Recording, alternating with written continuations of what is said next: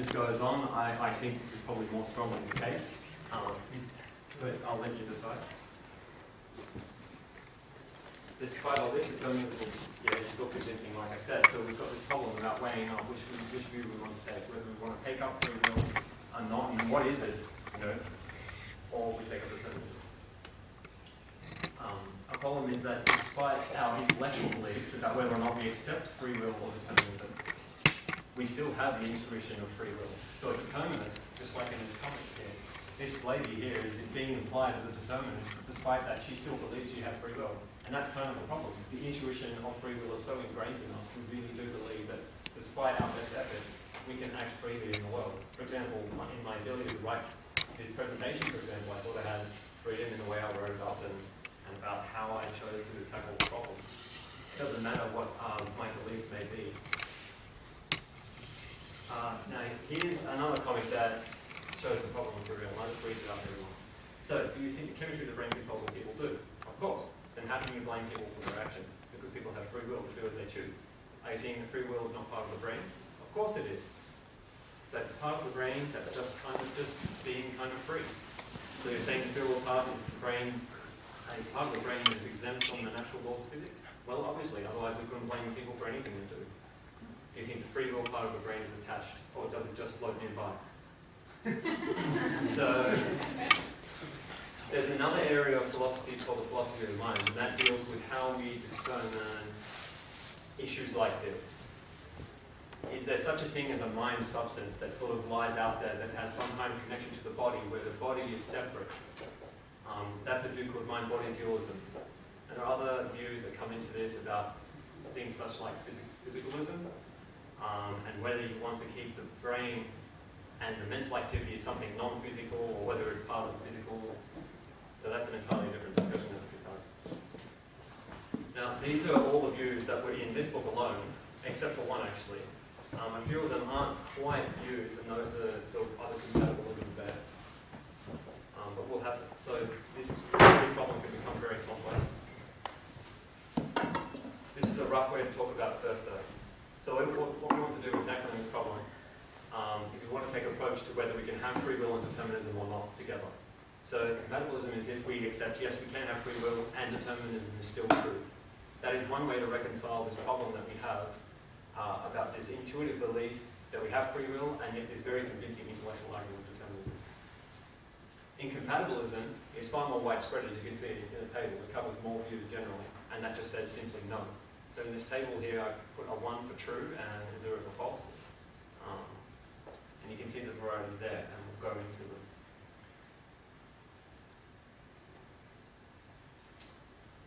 Now the libertarian, just like in the previous example, I think in all cases, they believe in free will being the case, but determinism not being true. Which means that they deny all of those sorts of things about causality, or at least they can get more technical about how you understand what the cause is, like I said before. But they would reject the sorts of claims made that the laws of physics necessitate a unique event.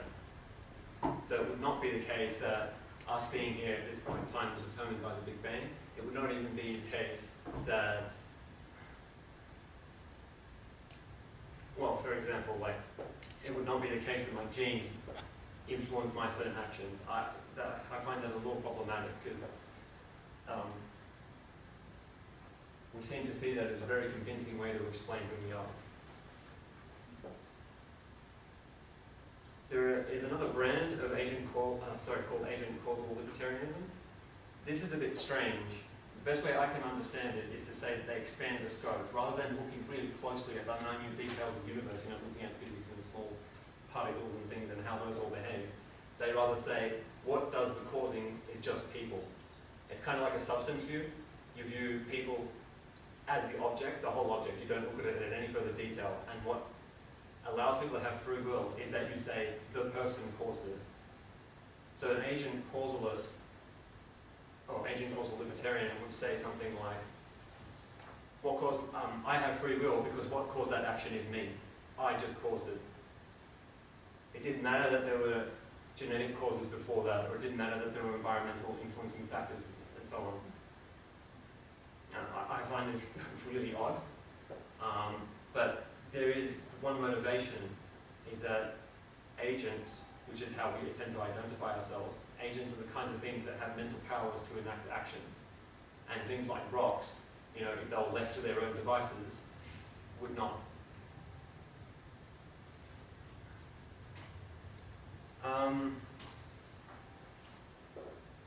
So this is a comic that I think really brilliantly shows the problem of libertarianism. So this is the view generally that free will is accepted or not. So this guy here with the thing on his head says, I've got a free will machine and it puts random variables into my decisions. The other guy then asks for a card and the guy doesn't even respond. He does a completely random action by pulling the guy's nose. And this is sort of a consequence that would come from the libertarian view. If you didn't believe that there were certain causes that necessitated certain actions, doesn't that mean instead that anything can happen? That things just happen randomly? Does that really fit with our view of the way the world is? And someone might retort to that and say something like, well, you know, who knows what the world is, or, you know, all this is it's just an illusion, it's not reality. But there still seems to be a logical problem here about how we can talk about responsibility properly.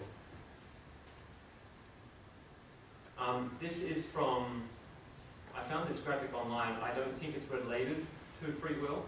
I think it might be related to something else in terms of thoughts and thinking, but I found it good for describing the problem here. So a libertarian would be someone like A here, where they have the will sitting outside, unaffected by other factors, and it's influencing conscious thought, and that would then lead to behavior by going through this little system of the conscious and unconscious neural activity. The interesting thing here is the GES here, which for sake of us talking about here, I'm going to call that the genetic environmental stuff. Okay, so that is an influencing factor for the unconscious neural activity that just in this model.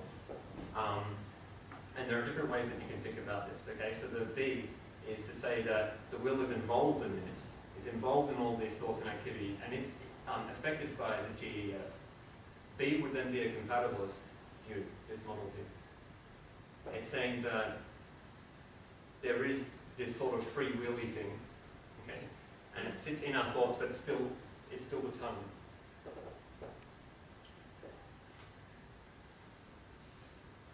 There's another problem with the sort of the will sitting outside that maybe we'll come back to if we have time. Now Strawson is a pretty eminent philosopher, seems to be pretty well known, I guess. He tries to tackle this problem by reconciling responsibility. So maybe, you know, let's forget about the free will debate for a minute and let's try and sort out how we can talk about responsibility properly. So what he says is that we have certain reactive attitudes that we use towards other moral agents.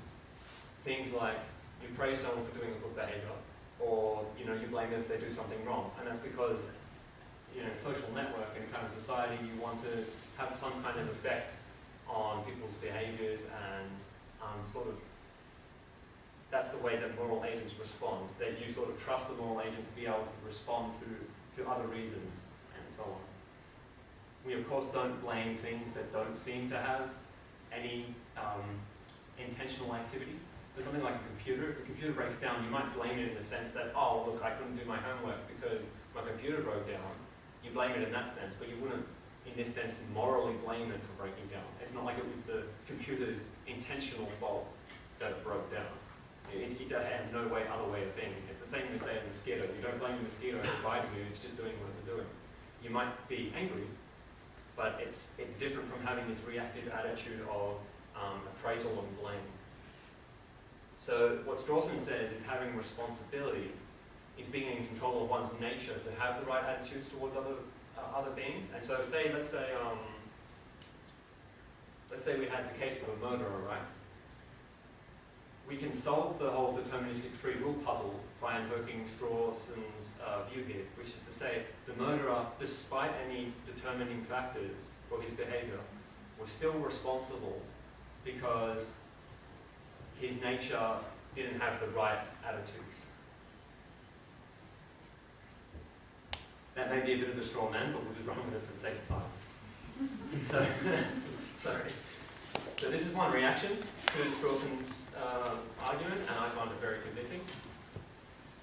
So one's decisions depend on the way they are. That's basically what Strawson is talking about, and that's how we determine responsibility. For one to be truly responsible for their decisions, they must be responsible for the way they are. But how can anyone be responsible for who they are? No person here at least, has lived forever. We were brought into the world by other factors. So we may be able to control certain events in our lifetime, in our past, which is what it's saying here. In the past we had made intentional decisions to become a certain way, but there are still limits on that. And we didn't create the reasons. Like if we keep going back, we start to lead to a regress. So we can't. We weren't responsible for our birth, and we weren't responsible for our parents' birth, and so on. So there is a certain limit on how we can say we're responsible for our nature. And therefore that would seem to undermine the effect of this version of responsibility in relation to free will. A very common way to talk about free will is to talk about alternate possibilities. And that's what this is here. This is called the principle of alternate possibilities, and we'll call it PAP for short. It basically says a person acted freely and therefore morally responsibly if she could have acted otherwise. This is really sort of just a rephrasing of the problem that we've already phrased before. So,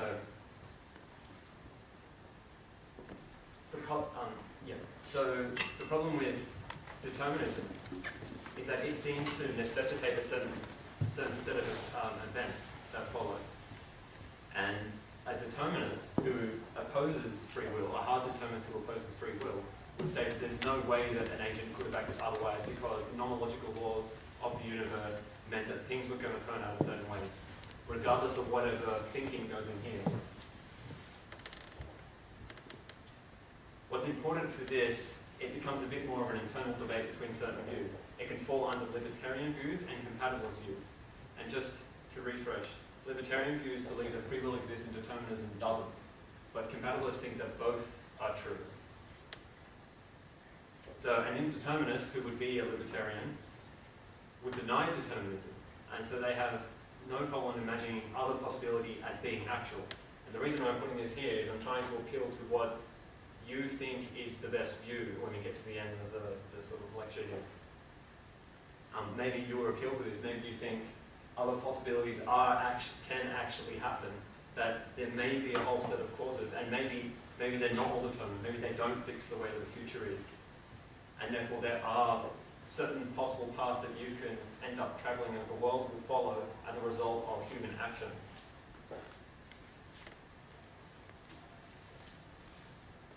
Now, compatibilism has to try and reconcile both, and that's really the crux of this issue. One way that was done this in the past by someone like Hume, and I think a few others around that time, would have said that you are acting freely when you act in an unhindered way on your desires. Just to go back, that is sort of one way of interpreting alternate possibility. It doesn't quite do it justice, because it still feels like there are other ways in which we could have acted despite us acting in accord with our desires. And what constitutes being unhindered? So an example that we used in one of my first year lectures was, imagine that you're on a beach and you see a small kid drowning just offshore, there's no one else around, there are no lifeguards.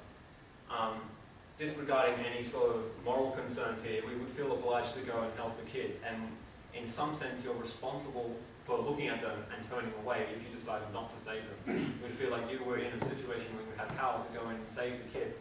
And if you turned away, you made a free action here. You were unhindered. You had an unhindered ability to act on your desire. And that person decided to turn away. So it doesn't matter which option you take here, you would be acting freely. If you felt compelled to save the kid drowning in the water, you were acting freely. If you turned away, you were acting freely. But we would start to blame the person for turning away because we would think they were responsible for allowing the kid to drown.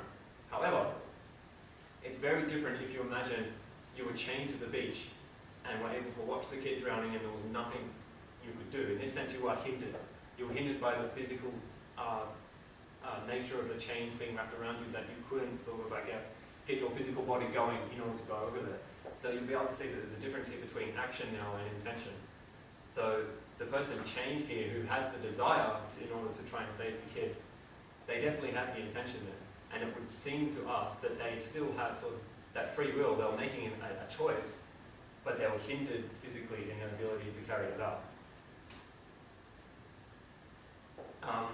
Since that time, there have been better developments because, like we talked about before, if we take the nomological laws, it seems like we could still say that the person on the beach who saved the kid was still not acting freely because it was just in their nature, determined by genes and so on, that made them act that way.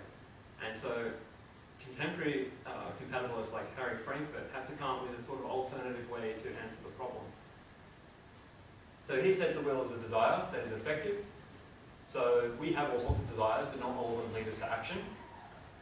One can be a desire to have, like a whole bunch of lollies. We feel that it's in our better nature, or like in our better health, long term, to not go and eat every single lolly that we have a desire to eat. So we can restrain ourselves. We have control over our desires. Now, Harry Frankfurt takes it to the next level. He says that there are first order and second order desires. We're able, just like in that lolly case, to reflect on our desires. And that's called a second order desire. So you have a second order desire to be healthy, for example.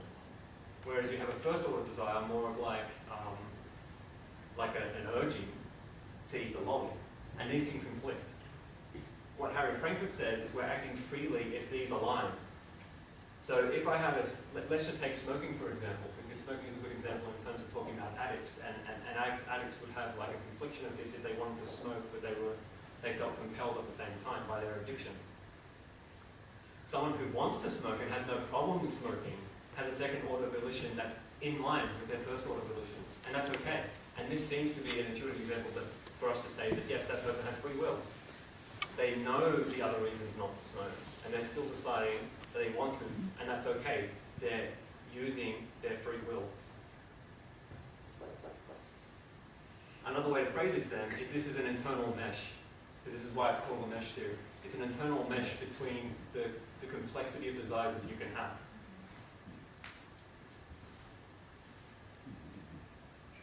But there are still problems. If all that matters is that we have the right internal mesh, are we still free? So here's one example. Like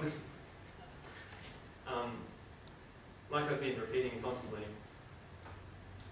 weren't my genes still responsible for me having the second order volitions? And if they're responsible for the second order volitions, and then it's in line with my first order volitions, was I acting freely? You can see that the determinist can just keep going back to repeated causes. But, okay, so we're going to consider a few examples now. These are a bit more fun.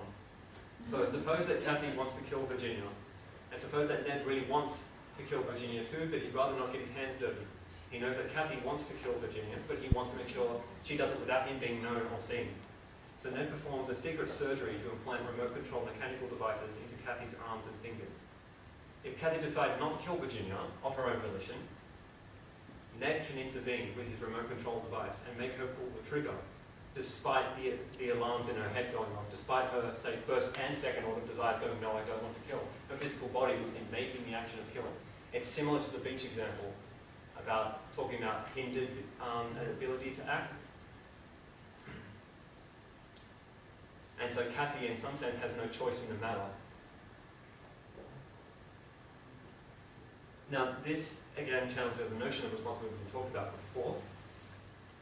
But in terms of Frankfurt, you can take this example to the next level. So now imagine that Ned was a neurosurgeon, and instead of putting physical remote control devices into her arms, he put in, say, like a mechanical device that targeted certain centers of the brain to make her have certain desires, both second and first order. Intuitively, we wouldn't say that she had control in the situation, that she was acting freely at all. We'd say she was manipulated, assuming we knew that, of course. And so that she wasn't acting freely. And so this shows that Frankfurt's account maybe doesn't show up. Even though it starts off sounding really great, it seems to fall apart and go against our intuitions almost as soon as we consider something like this. Now, we're going to have a look at some experiments now as well to see what they have to say. there's this one by Libertarians from the 1980s. What he did was he put electrodes on people's heads and he measured a thing called the readiness potential, which was something that was known at the time. What he did was he got participants to shake their hand or flick their wrist or something like that whenever they felt like doing so. And what would happen is Lebet or his assistants would be sitting there with a very fast clock, one that was measuring milliseconds, because that's the kind of thing that you'd be doing when you're doing measurements of brain speed. And they would stop it when they were reporting awareness of wanting to flick. So they didn't end up having to carry out the action, but it was them responding when they really felt like they wanted to do it. Around about 550 milliseconds before the action, the muscle movement, there was a recognition of the readiness potential in the electrodes. But only 200 or 150 milliseconds before the event of flicking the wrist, that was when the agent reported. So it seems like there's almost as large as 300 to 400 milliseconds of gap here between the readiness potential, which is going on in the brain, and the awareness of wanting to act. This is really interesting because what this says is almost like saying that our brain was aware of the decisions before we were. And this is the conclusion that Libet ends up making in his experiment. And this became a sort of headlining experiment in the papers. I don't actually know that for true, it's just an expression. But he was making claims about free will with this experiment. This seems to follow, therefore, with a determinist account, that certain things led up to an awareness of the brain deciding, and then it was the readiness potential that caused the impression of free will to then create the flick. But there are responses to this. So Melee, a philosopher, has made a few of them.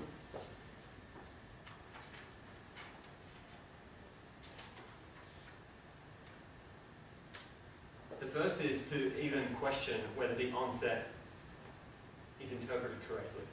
So does the onset actually connect with, or another way to phrase this is, should we think that the readiness potential is something separate from the will? You know, is it maybe not part of the will? Maybe we weren't aware of it, but it might still be part of that will. And it may be a cause or intention, but why should that be a bad thing? It's particularly on a compatibilist account. A compatibilist wants to accept determinism as well. So isn't it okay if there's a cause before your awareness or intention to act? And he gives an analogy of a firecracker. So there are sort of three steps that you sort of need with a firecracker. You need to light up, you need to light the fuse, then the fuse burns, and then the firecracker goes off.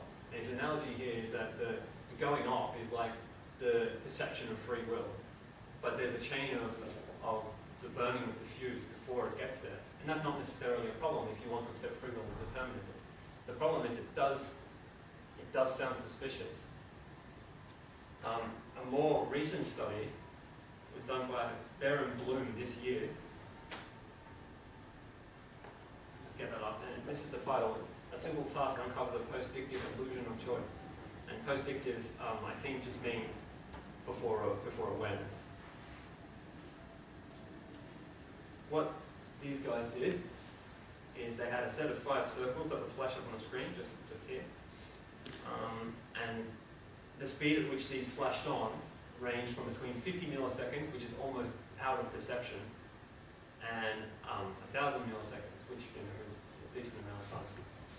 What would then happen is one circle would be picked to turn rep, and the participants had to make a judgment of whether a circle they picked at random, the circles kept changing, so it wasn't biased to a particular point on the screen. They would have to respond yes, no, or don't know to whether they made a decision that coincided with the red circle.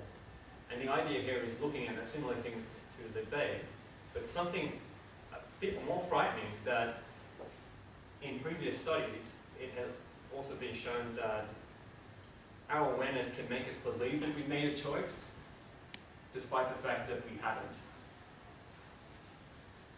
And in this case, they concluded, although like some of the data is pretty close, they concluded that at the smallest intervals here, this is when the circles are flashing on for 50 milliseconds or so, participants were more likely than chance to to say that they picked the red circle, despite the fact that they hadn't, or despite the fact that they weren't really aware of it at all.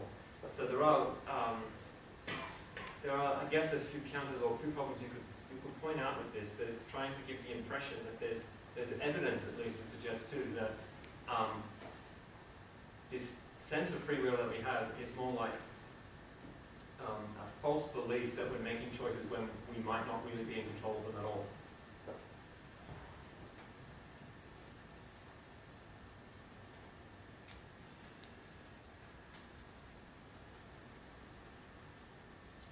Alright, now just a little bit on this guy called Jae-Gon Kim, who's from Philosophy of Mind.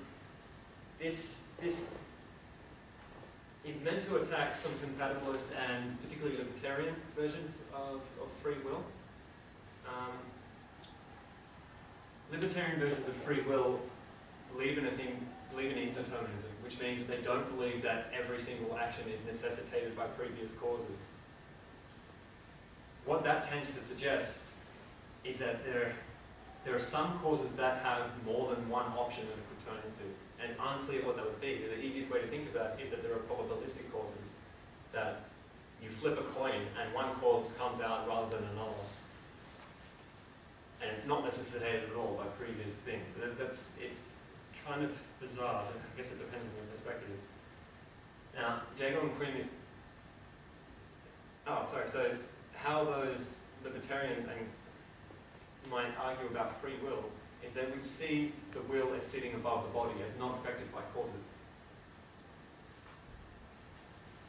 Because they don't believe in cause, it isn't a problem for them to believe that the free will can just sort of sit out there, not part of the causal chain, just arises out of there and then causes action.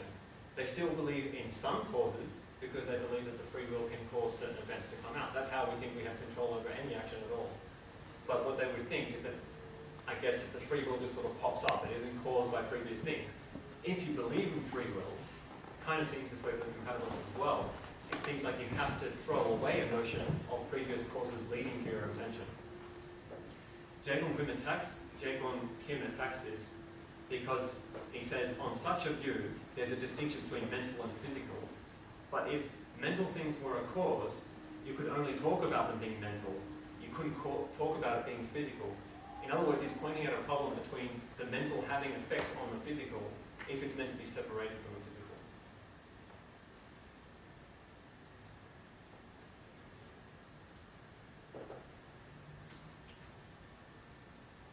Now, it pretty much seems like free will has lost at this point. There's so much against it. But as I said before, there is a problem here about how we define causes. And this philosopher who only passed away in 2001, I think she'd written some lectures regarding this around the 70s or 80s. She gives a suggestion that goes along these lines. The nomological laws of the universe, or those causes, are perhaps like the rules of chess. The rules of chess are limitations on how you play, but you wouldn't say that you're determined by the rules of chess to play them the way you do. Each game is different, and the rules are the same.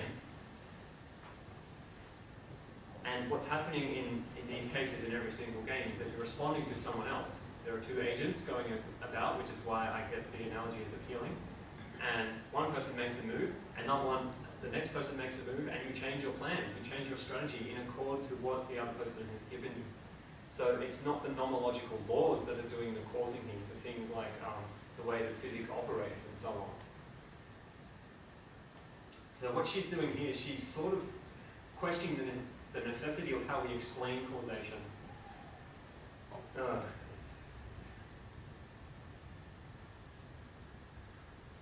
A problem I have with this analogy, although it was very appealing to me, of all the notions of free will, of all the notions of compatibilism, this notion appealed to me the most, but despite that, I still have a problem. The problem with the analogy is that it's almost regarding the mental agents, in this case the players, as being outside the nomological laws, and that's just not the case. When we're playing, if we were to assume that the world is like chess, it's like it's separated on its own, but with this analogy, the players would have to be inside the chess game. They would have to be governed by the same rules of chess, and that just isn't the case. So even though this analogy is really appealing, it doesn't quite hold up, but maybe there's another way for someone to talk about it if they feel like they can. A suggestion I have, I'm not going to go into too much detail, but I'll just raise it so that we can go into discussion. I'll just leave it up right now. Is that, just like Anscombe's suggestion, I started realizing that we could be doing a similar sort of post-dictive illusion thing on how we view cause as well. It's very easy for us to look back at a causal history and go, this caused this, caused this, caused this, caused this, caused this. But aren't there some causes that are just so minuscule in their effect that they don't really change? It doesn't seem like they have as much of an influence on future things as we might think they do. For example, let's say that I chose to eat toast this morning instead of cereal. The chemical reactions that go on in my body and into my brain may be said to have caused me to make certain other decisions in certain ways. But it wouldn't feel like the cereal necessitated larger activities as a result of that. And more to the point, how do we pin down which cause is responsible for certain things? It's kind of weird to say the Big Bang caused my being here. In some sense that's correct, but it doesn't seem to explain all the little minute details. I mean, I guess if you follow the chain, you do. And I guess the idea also is that you don't just look at one precursor event, you look at the aggregate. This might be a problem that we have when we're coming to the notion of free will and wanting to argue for compatibilism, that every time we do it, we're looking at a situation in isolation. We're looking at it as, oh, this one thing on its own caused this, rather than considering everything. I think I'll leave it there, just so we've got over time, so thanks for listening.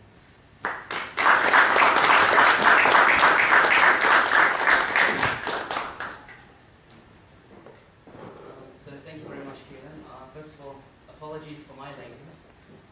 Really am more on time, and I've been running this program. So I do want to extend my thanks for Keelan for having organised himself, really prepared his talk really well. And knowing Keelan for a few months now, I realise that he's been a great figure within our group for philosophy. And I'm really proud and happy that of having you all here today, and to support Keelan as well. Could I ask you all for another round of applause?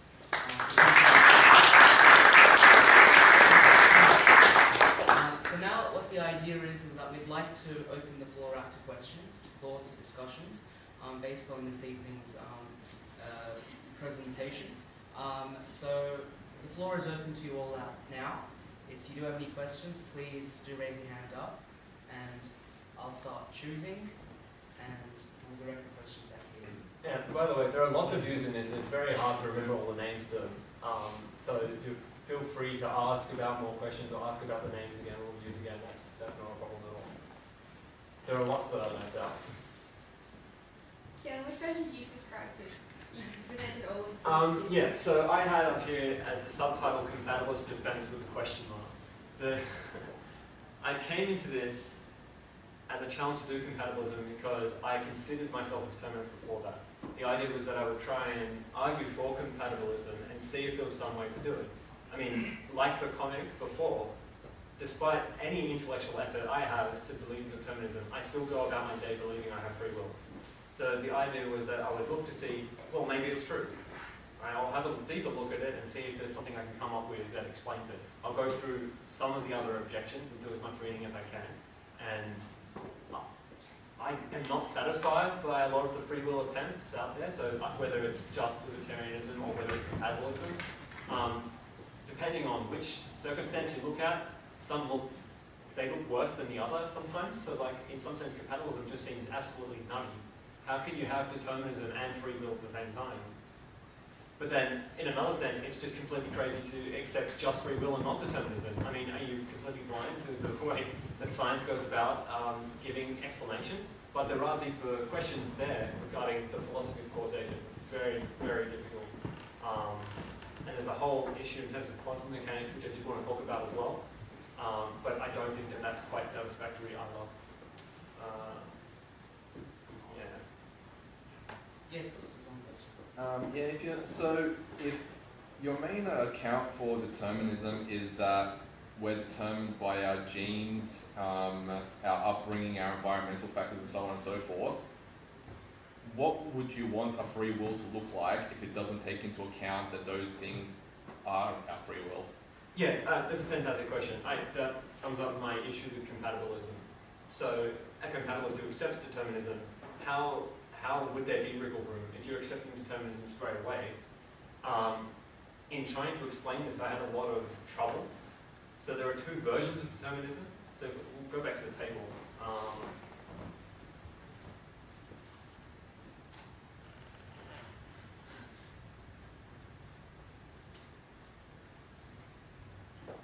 So soft determinism is the compatible account. Basically the only one. And there are some others, but they don't really strike me as actually being an account. And then there's hard determinism, which is the incompatible one. So hard determinism basically says, sorry, determinism, you have no free will. Soft determinism, I don't know, I mean, the soft adjective there is trying to give the impression of that kind of determinism. Well, yeah, there are causes.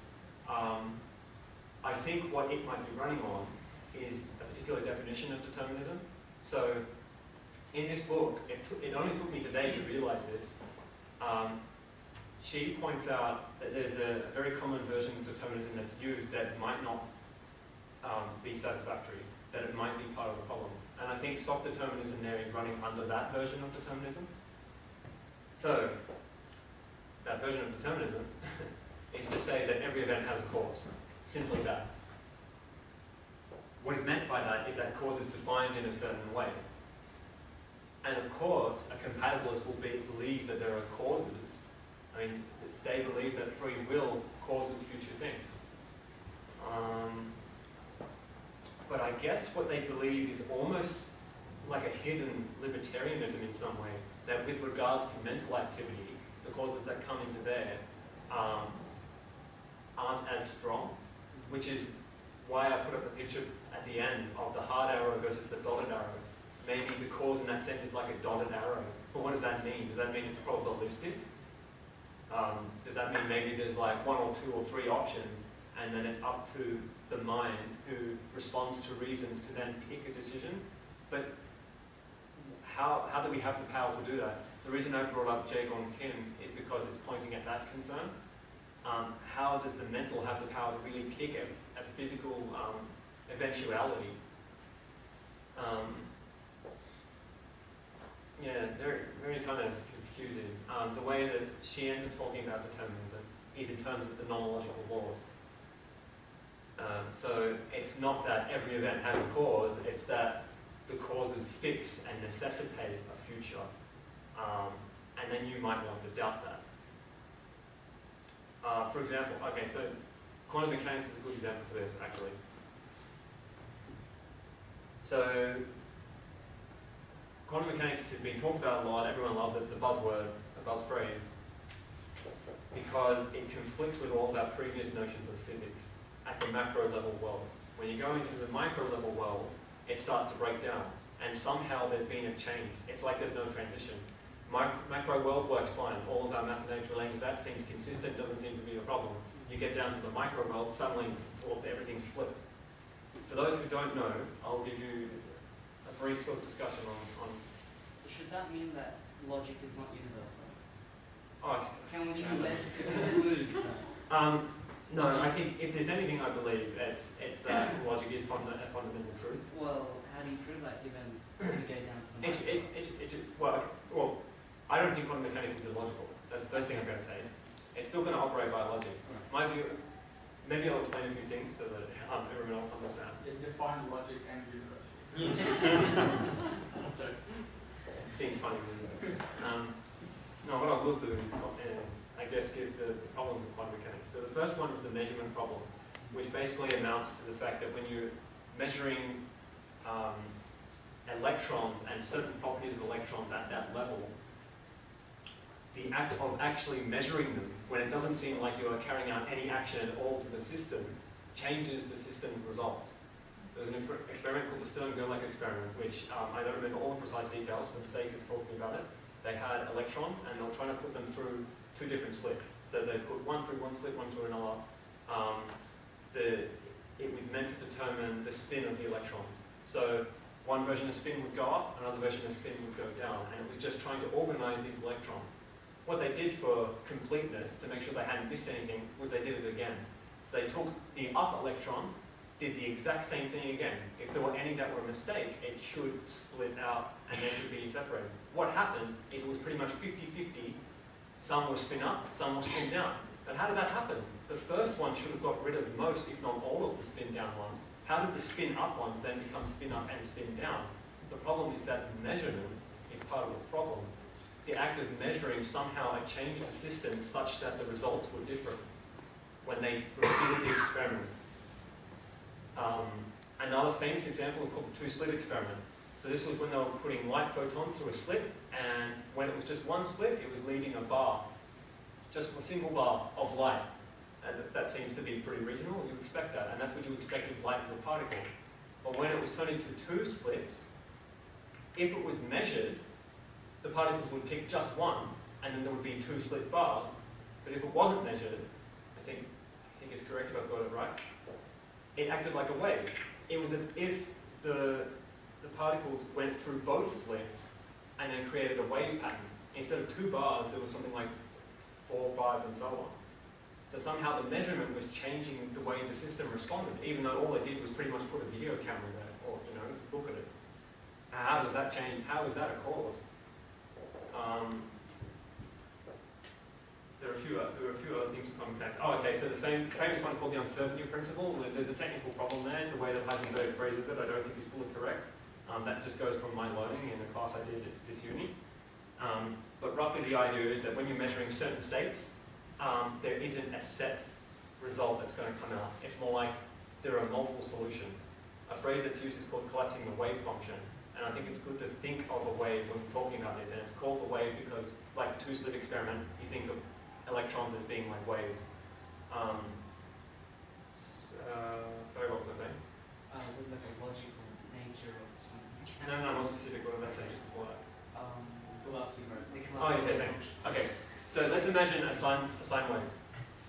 A regular sine wave, right, has a peak at 1 at angle 90, but also at 270. Those are both satisfactory answers for sine theta equals 1. In other words, it's like 50-50 that it could be either one. That's kind of what's going on at the quantum level. You don't know which one it is yet. Once you measure it, it then turns into one angle. So it's like having the sine function there. You're looking at it, it equals 1, you don't know why. You look at it, it's 90. You go away, come back, it's 270. So there's this sort of apparent flippancy. Some physicists think that means the world at the bottom layer is fundamentally undetermined, which means that electrons, just by probability, just do certain things. If that's true and it ricochets upright, doesn't that mean the whole universe is undetermined? There are actually two ways to respond to that. One is to say that it comes back to the divide between macro and micro. At the macro level, those probabilities balance out. They phase out, and there's really only one thing that happens. We don't get indeterminacy at the macro level. And there are still problems about how to explain that happens. A second way is just because it's probability doesn't mean there's free will. If anything, the fact that it's probability should mean you have no free will at all. It's not up to you anymore. It's not your free will at all. It's probability that does the work. It's like the guy with the free will machine, where he has random variables thrown into his head and he makes a random decision. Once you believe in indeterminism, it's like you've completely abandoned all control over your actions.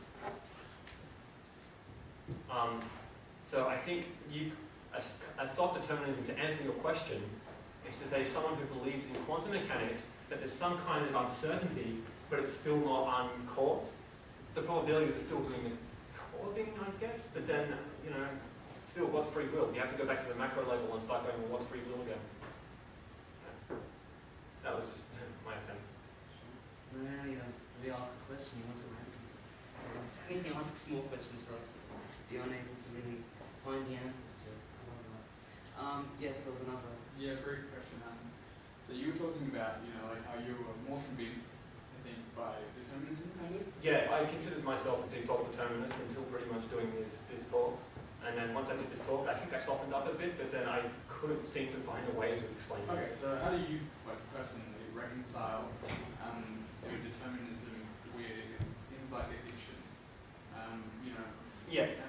responsibility Yeah. you're talking about. Okay, so this is the other horn of the problem, right? If you're a determinist, how then do we talk about legal and moral responsibility then? Does morality matter at all? And anyone who knows me knows that I'm a really morally concerned person. So doesn't that seem like a complete contradiction? My answer is that we can't shake the illusion of free will, so we may as well go with it. And for all intents and purposes, we don't know what the future holds. I don't know what these non-logical laws are going to turn into because we lack all the information. To have all the information is probably impractical, probably an impossibility maybe. So therefore, in light of that, okay, put it this way. It could be my belief and acceptance to accept that illusion of free will that ends up leading to certain actions later on that were determined anyway. But I continue to believe it because it's kind of like it's part of the deterministic causal chain. I think this is kind of the intuition for compatibilism. It's just that every time I try to explain it, I end up feeling like I end up at determinism. Well, so do you think the rules of determinism apply universally? Because if they apply universally, then people who are, you were talking about responsibility, right? So if someone, for example, going back to the eviction argument, if someone is addicted to a substance or something, Yeah. then you could argue that, that person is not responsible for, committing a murder or whatever because they took a bunch of ice or something. And, It's like this comic I forgot to put an in, which I think is brilliant. Like, imagine this in defense for a murderer, like a serial killer. My DNA made me do it. This is trying to encapsulate the deterministic problem. So as a determinist, what would you say? Okay, so there is a concern here that it probably is moral as well. A moral concern of what do you do with serial killers then? If I do accept determinists, does it make any sense for me? Is it fair at all for me to put them in jail for their actions? I still think that maybe it's my example of morality and the reasons that I provide for that, which I think are correct, that will influence someone else to make a decision, and that's just part of the causal chain. And I think people also take more of a pragmatic approach when it comes to this example. We don't really have anything else. We'll put them away simply because, I don't know, maybe that will rehabilitate them, maybe it just makes society better, and it's just sort of how the deterministic chain of events has eventuated. I guess if we could pass on to our Skype viewer, if he's interested in contributing or asking Like 5 questions. I'm sure he does. Are you with us, Hassan? Hello, can you hear me? Yes, we can hear you nice and clearly. Do you have any thoughts for Thank us? you. Firstly, thanks for the talk, Keelan. I just had a couple of things I wanted to just ask. Firstly, in regards to when you were speaking about libertarian free will, I just wanted to ask, do you think that there are any promising ways of addressing the randomness objection? And secondly, I wanted to ask, now I accept determinism, but there's this objection that's often pointed out that if determinism is true and everything is opposed to prior causes, how can one rationally affirm the truth of determinism? So if you want to address those. I'm going to do 2 first because I think I have a more ready answer for that. So just to rephrase, it's your question, if determinism is true, how can I have a rational belief that determinism is true? Yes. That's correct, yeah. Okay. So some people, for instance, like we did name Craig, have compared belief in determinism as, like somebody having a toothache or like a tree growing a branch. You're not really deciding based on the reasons. You've just been determined to accept determinism. There was a view that's in this book. 2, in fact, that might be good answers to this question. One called reasons responsiveness and guidance control. These are ways of talking about free will. The problem I have with them is it feels like it's not explaining free will the way we mean. It's just explaining something that is more or less just us making choices. What you're getting at is, I understand what you're saying. I'm just going to say it's a matter of just situation and personality. A person who is going to believe and accept determinism is just going to be one such person who is reason responsive, I guess, to those sorts of things.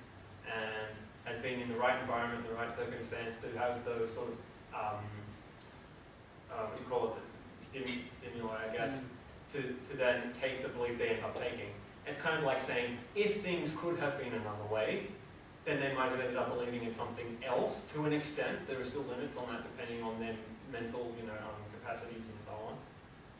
Or their mental abilities, maybe I should say. And maybe they would still believe in determinism in other circumstances, but the extent to which they believe in determinism or the kinds of justifications they have would be a result of the environment that they're around.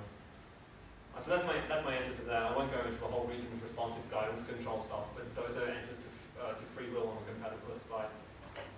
Okay, so you're basically, sorry if I can just Sure. add a few things. So you're basically saying that it's conceivable that we can have examples of minds which are predisposed to rationality. No. And that rationality can be causally produced, and through that we can rationally affirm determinism, even if determinism is true. Is that the basic idea what you're saying? Oh, yeah. I'm not sure if I would be comfortable using all of those words, but Yeah. that's the gist. That's the gist of it. So so I talked before that I believe like logic is a fundamental truth and such like that, and I believe that we can find out ways about the world, at least to the best of our ability, and we seem to be pretty good at that. I'm just going to say that we have a brain. It doesn't have to be a mind that's separated from the body. It can be connected to the body. That's no problem. Okay. But it's in such a way that we are able to extract certain information about the world, be able to make generalizations, have reasoned arguments, and it's just part of the functionality of what we've been given that we're able to do that. Sure, okay. And just the second part of my question, in regards to randomness, The first the question. objection that libertarian free will reduces to randomness, do you think that have you come across any sort of promising ways of sort of addressing that problem for the libertarian? No, and to be honest, I didn't look too much into the libertarian accounts either, and maybe it's because I was a little biased. I like the whole the whole indeterminism, what you're talking about, the randomness objection, it just seems really strong, which is basically, if I sort of have some formation of an answer, so I'll get to that, but just to run with this for now, just to remind everyone. So basically, if you don't believe in causes necessitating events and so on, then doesn't that mean you believe at least some causes are just random? And then, does that mean you have free will? I don't think it does, like I said before, because it's not up to the person anymore. It's up to the probability, the nature of the world that it is that way, that some causes happen to be probable. And maybe that is the case. We're still trying to work out whether that actually is the case or not, as you can see from what I talked about quantum mechanics. But if there are, it seems like that's almost a stronger case to get rid of free will than determinism.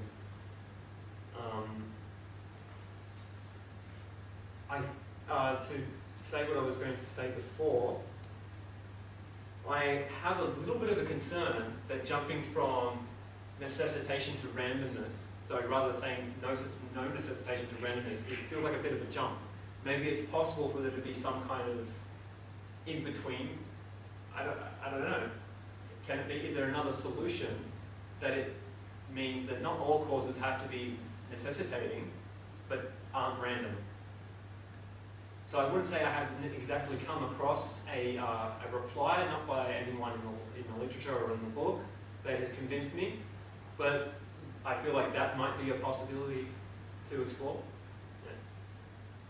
Sure. And just one last final query. You also mentioned how we can talk in terms of cause and effect in the sense that for instance, if the initial conditions were different, then the outcome would be different, and I agree with that. So in that sense, as determinists, what sort of answer should we give to the question of why things did turn out the way they did? Why is it that these initial boundary conditions of the universe, for instance, are the ones that the universe started off with rather than some other ones?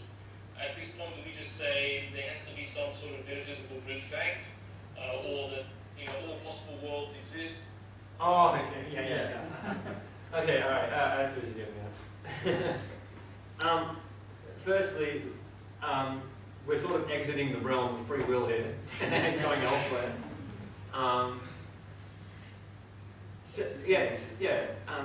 Secondly, I think the thing that we can accept at the very least, so you can posit other things, you know, God, maybe no God, creator, whatever, doesn't matter.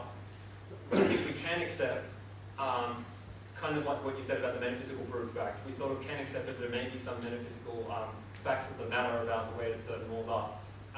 And I believe, despite any issues with going further in science, like going to the micro level, that there will still be some underlying reality. Someone will come up with an explanation of it together. I feel like that's likely to happen.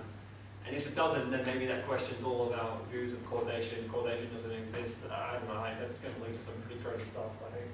So there's that. The other part of your question, what was it? The many worlds, right?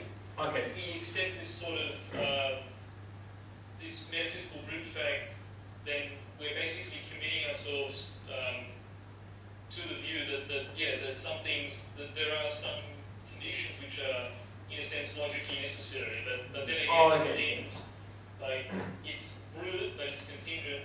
Yeah. No, I think in some sense I would say that they're contingent.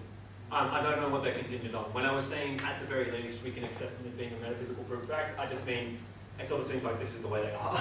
And that can be contingent on necessary. It doesn't have to be necessarily the case. Maybe it is an interesting thing to explore. Some metaphysical facts necessary, so like maybe just causation just works that way. Maybe causation just necessitates other events. Or maybe it doesn't. You know, I've raised the problem of that being able to be questioned. So maybe that isn't a necessary fact. Okay. But Sorry, I also wanted to ask just quickly in regards to free will and philosophy of time. Can you maybe sketch out just briefly what implications different theories of time would have on free will, so like presentism, free will? Yeah. I was going to say presentism, yeah. Okay, so for anyone who is not new to philosophy of time, presentism is the view that only the present exists, which means it comes and goes pretty instantaneously. It's like there was now, that existed, and it's gone. It's now gone. It doesn't exist anymore. So the past and the future don't exist. The motivation for that is to say, well, when we say a sentence like Napoleon is alive, of course that's wrong, because we're using it at a particular point in time, namely now, and that's why it would be false. It's wrong to say that dead people are still alive. So, therefore, the past doesn't exist. Something along those lines. That's sort of like, there's probably a massive straw man, but that's just, I remember having a talk. I remember having a friend, very, very, very smart philosophical friend. He was amazing. I could talk to him, he could break it down into logical terms almost instantly. Unbelievable. He believed, I follow in his footsteps. He believed in presentism. He also believed in compatibilism, which is very, very interesting. Yes, I don't know the full extent of his view of presentism, but I imagine that it would allow free will, because if the past doesn't exist anymore, then it doesn't seem like past events have any causal relevance to the now. But then you have a problem. How on earth does the now exist? Like, surely it was dependent on previously. How do you just say it's gone? I don't know how to answer that. I'm not a presentist, so yeah. Okay, thanks very much, Keelan. Thank you. Are there any other questions? Yeah? To further explore just that time aspect, could you elaborate a bit more? Presentism? No, like the alternative to presentism. Okay. There are several alternatives. Then One you of them, can have all of time in one go, and then one implication that has free will. yeah, okay. So that's a block universe, and that seems really compatible with determinism. I don't remember which came first for me, but they're pretty much like the same together. I tend to think of determinism as being a block universe.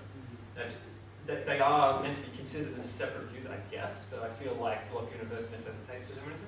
Anyway, for those who don't know, it's the name kind of gives it away. Block universe is saying the universe exists as a block. Space and time is already laid out. It's there like some kind of 4D or extra dimensional block that's there. Anything that will happen in virtue of it being extra dimensional is already there. So the point of my death, the time, how I die, what the future will hold for humanity, and 5,000 years, you know, what minute spectacle of dust will be in several thousand years of time is already determined. It's there in the block. And that's a notion of time that you can have. The way that affects free will, it's kind of like the determinist. So I said they go very naturally together. The determinist also thinks that your future actions are already decided. And a block universe pretty much says that as well. All the decisions that will be made are already there. You can have other alternatives.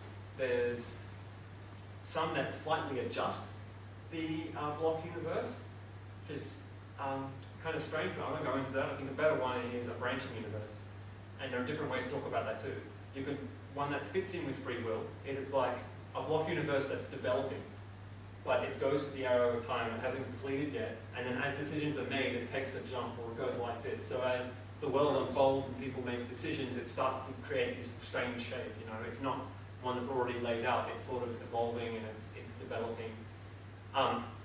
Another one is maybe there's like, that one's called the branching universe model, just to refresh. Another one is maybe a tree universe, you could probably call it, where all the branches are already there. So it's like that branching universe model mixed with the block universe. In this case, it's like the principle of alternative possibilities. All the possibilities are already there, and free will is about determining which path you end up taking. Kind of similar to the previous one, but it's just they're all sort of there. It's not like as free, if that makes sense. Yeah, and just to mention it, that last one I mentioned of they're all being branches, that's a view taken very seriously now in quantum mechanics. So there's, I forget its name, I think it's Everett's many world interpretation of quantum mechanics. So because of the problem of this weird uncertainty or measurement,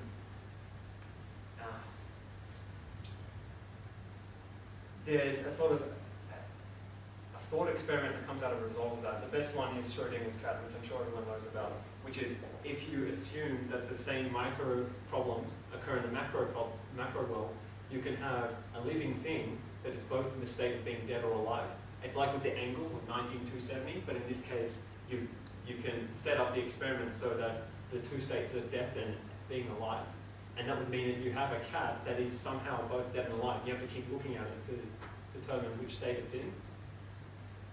And the many worlds interpretation is sort of just bites the bullet and says, yes, that's true. But the reason you never see that happen is because there are just branching universes. And one universe has the cat that's dead, and the other one has the cat that's alive. And they're just all laid out like that. Well, what about using the block universe sort of, because I see that you could explain both determinism and free will, because if, like, that universe had to be formed in some way, so why isn't it possible that, for example, that your free will all occurred at that moment that that block universe was formed? So your free will has sort of already been, and from then on it's determinism. So that universe, all your free will happened in that split second that that universe formed. Can't you, isn't that possible? Is that too far a stretch? I'm going to reply by sort of repeating the way I think, what I think you mean. And see, I would actually say that that's a deterministic model. I believe my choice is already laid out. It's kind of like saying my free will is already determined. But I wouldn't call it free will, that's the difference. I know. What stops you from calling it free will? The non-logical laws, the fact that I was determined to be a certain way, and so on and so forth. But then it almost becomes just how you define the word.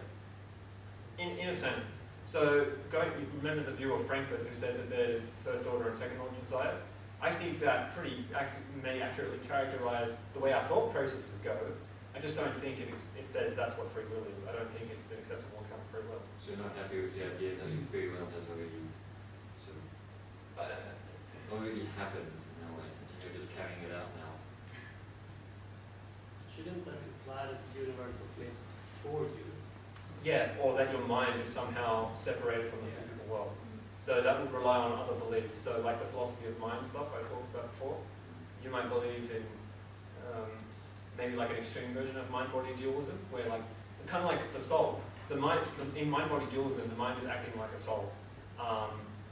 So it's like it's already there, it sort of pre-exists, and then it's put in a body, and then the body follows its path and so on. Maybe that explains what our conscious experience is, but I don't think I would call it free will in your case, because just as you said yourself, everything after the point of creation is determined. So, okay, right, fine, maybe I have a soul, and that's the thing that's doing all this perceptual stuff. That's the reason I'm here now, experiencing this happening as it's going forth. And maybe that's why we're here at all, because for some reason being here as a soul experiencing is important. But I wouldn't call it free will, at least not in the universe, not in the universe we're in. Because everything else in this universe is determined, we don't have free will, we're just like riding a roller coaster.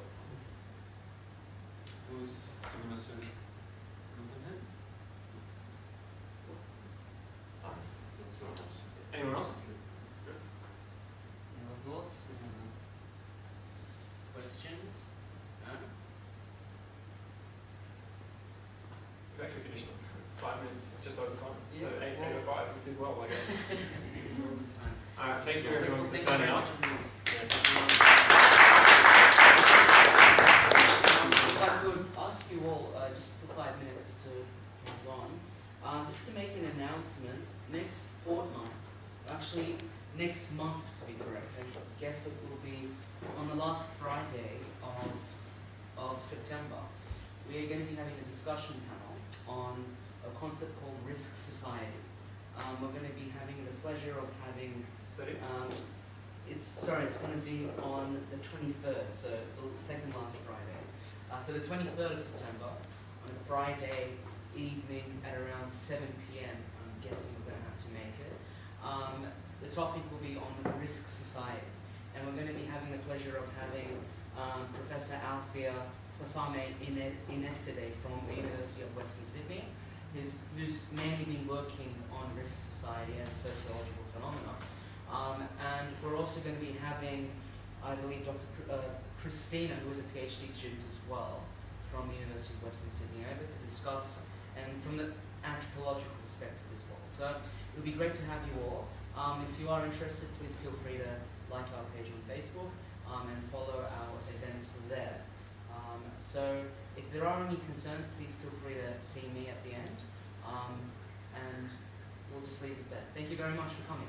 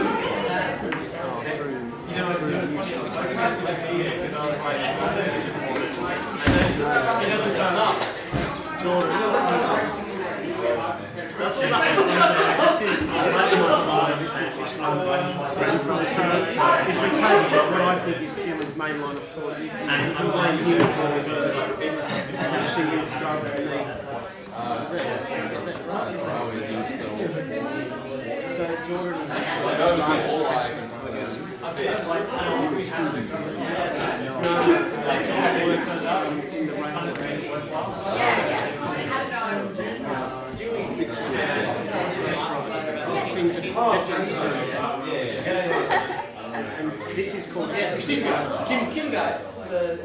She likes to exercise free will.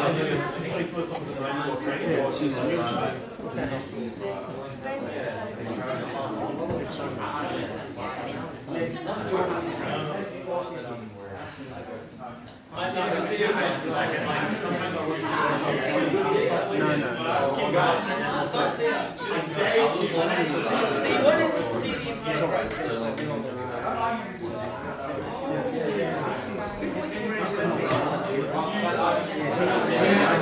I'm sorry, like I should claim to be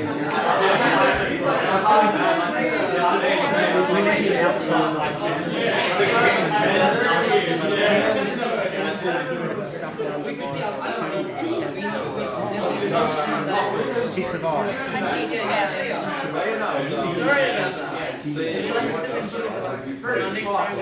I actually was just thinking that I haven't read something like this for a while. I think really well, just and I'll people say logically Maybe brain.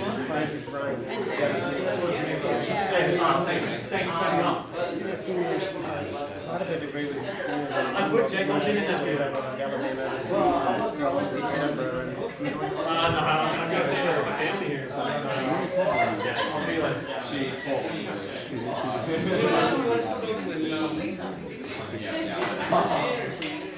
Yeah, how did